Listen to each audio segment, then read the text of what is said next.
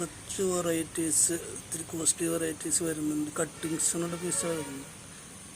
അപ്പോൾ അതിന് വേണ്ടിയിട്ട് ഫസ്റ്റ് സ്റ്റെപ്പാണത് റൂട്ട് സ്റ്റോക്ക് ഉണ്ടാക്കാൻ വേണ്ടിയിട്ടാണ്. റെഡ് ജൈനയുടെ റൂട്ട് സ്റ്റോക്കാണ് ഞാൻ എടുത്തിരിക്കുന്നത്. ഇത് കണ്ടോ, മണ്ണിന് പകരം ഞാൻ വേറൊരു സാധനം ഇട്ടിരിക്കുന്നത്. എന്താണെന്ന് അറിയാവുന്നവർ പറയട്ടെ.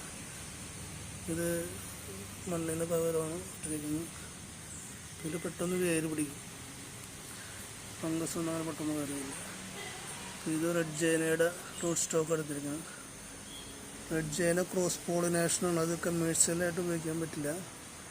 അതിൻ്റെ ഫ്രൂട്ടാണ്. അത് ക്രോസ് പോളിനേഷൻ ചെയ്താലേ ഫ്രൂട്ട് ഉണ്ടാവുള്ളൂ. അപ്പോൾ നല്ല ഗ്രോത്തുള്ള വെറൈറ്റിയാണ്. നന്നായിട്ട് ഗ്രോത്ത് വരും. അതിന് ഡിസീസ് കുറവാണ്. ഇതുവരെ എനിക്കിവിടെ ഡിസീസൊന്നും വന്നിട്ടില്ലായിരുന്നു.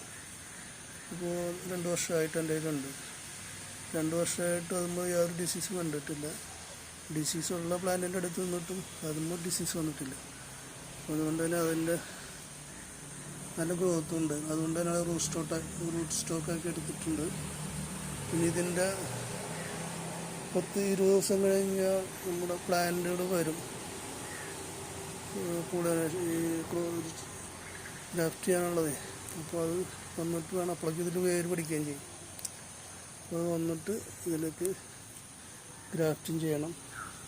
ഒരു 3 അടി ഹൈറ്റിലുള്ള പ്ലാന്റ്, 3-3.5 അടി ഹൈറ്റിലുള്ള റൂട്ട് സ്റ്റോക്കാണ്. പെട്ടെന്ന് നമുക്ക് അധികം സമയമില്ലാതെ തന്നെ ഇത് കയറി പറയും നമ്മുടെ സ്റ്റാൻഡിൽ നിന്ന്. അപ്പോൾ അതിന് വേണ്ടി ഇത്തിരി ഹൈറ്റ് കൂടിയ റൂട്ട് സ്റ്റോക്കിലാണ് ഗ്രാഫ്റ്റ് ചെയ്യാൻ പോകുന്നത്.